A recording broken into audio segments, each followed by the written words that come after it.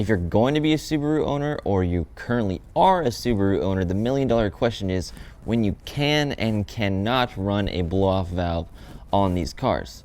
I have answers.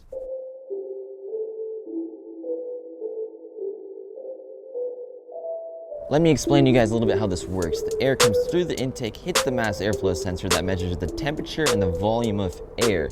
Then the ECU reads that and says, okay, put this amount of fuel in the motor through the injector so that the air to fuel mixture is right. Well, when you add a blow-off valve, you have the air that's not being recirculated anymore. So then the ECU has a rich condition that's usually followed by a lean condition because the ECU doesn't know, how much volume of air is coming anymore. So it's constantly, you're like, have a closed loop, and then you take out that piece in the closed loop, and then it gets to that point and goes, uh-oh, what do we do? Then you run a little bit rich, and then you run a little bit lean, and then it figures out what to do once you get on the gas again. So it gets confused, and it's trying to learn the tune the ECU is and what to do with the tune depending on your temperatures and your fuel quality. So when you take that little piece out of the closed loop, you can confuse your ECU with the tune over time. So, if you're gonna run a blow-off valve, you run that risk of running a little bit lean here and there or a little bit rich here and there. That's why you have some pops and bangs. But you have to understand that's what's going on. You're confusing your ECU.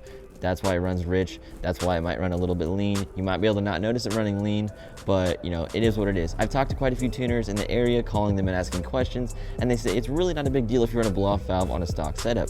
But do they recommend it? No. They said they can for sure tune it to run a blow-off valve, although they do recommend, recirculating systems with these cars because that's what they come with and that's what they run best with. But do you really have to do that? No, you can totally get a tune for it. So would it be bad to slap a blow-off valve on for a day and hear what it sounds like? Absolutely not. You're not going to damage your motor. It's not going to go anywhere. It's not going to blow up. But if you're going to run it long-term, you're going to run a lot of PSI through it. You're going to build the car like you want to be building it. Totally get a tune and have it properly running for that blow-off valve. So I hope that answers the question.